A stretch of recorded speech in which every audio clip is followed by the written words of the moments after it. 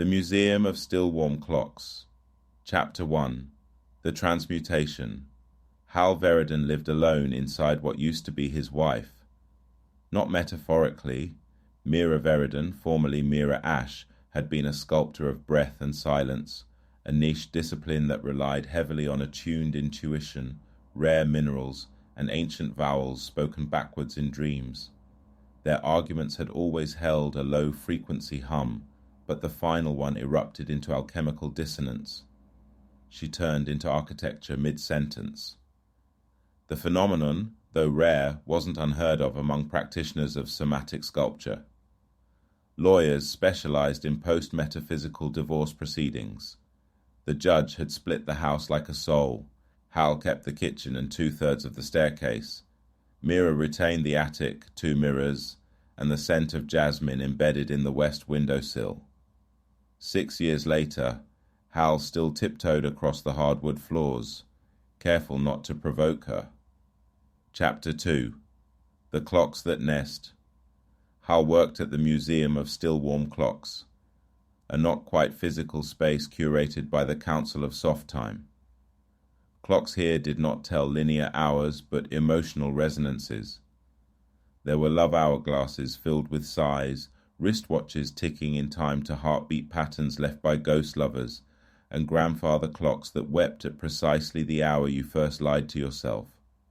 The museum's front door was located between a sentient mushroom tea shop and a graveyard for extinct smells. Inside, the air was charged not with electricity, but the static before Epiphany. Hal's favorite exhibit was a sundial that cast regrets instead of shadows. He never quite admitted it, but he often laid his hand across it to see what he wished he hadn't said. Chapter 3. The Woman with Shipwreck Hair. Elira Joye arrived on a rain rehearsal day when the clouds hadn't yet committed. She walked in wearing a coat woven from constellations and boots laced with dried kelp. She smelled of brine and something ancient, perhaps a forgotten tide. "Is this where the aching hours go?" she asked. "We prefer to say they nest," Hal replied. She brought with her a timepiece shaped like a teacup, warm and golden. "The moment after I said I don't believe in forever," she explained, right before he cried. Hal logged it.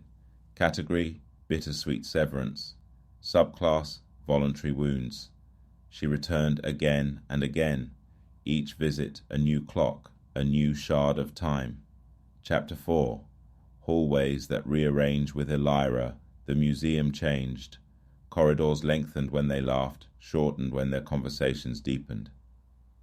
Hidden exhibits surfaced, ones that required dual presence, a pendulum of mutual curiosity, a metronome that only ticked in the space between overlapping questions.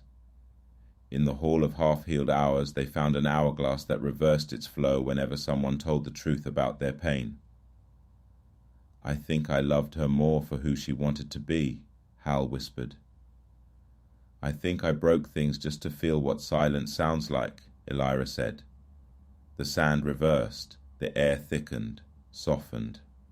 Chapter 5. A clock built from promises. Instead of a kiss, they built a clock together. Beach glass, fossilized laughter, driftwood soaked in remembered awe. It didn't tell time, but pulsed gently between them, like a quiet heartbeat of mutual unfolding.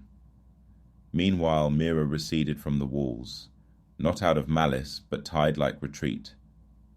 One day, Hal found a note in the attic. "Thank you for not painting over the echo. I've gone to study architecture in storms." The scent of jasmine left the windowsill that night. Chapter 6. The clock they lived in. When Elira and Hal moved in together, it wasn't into a house, but into a clock.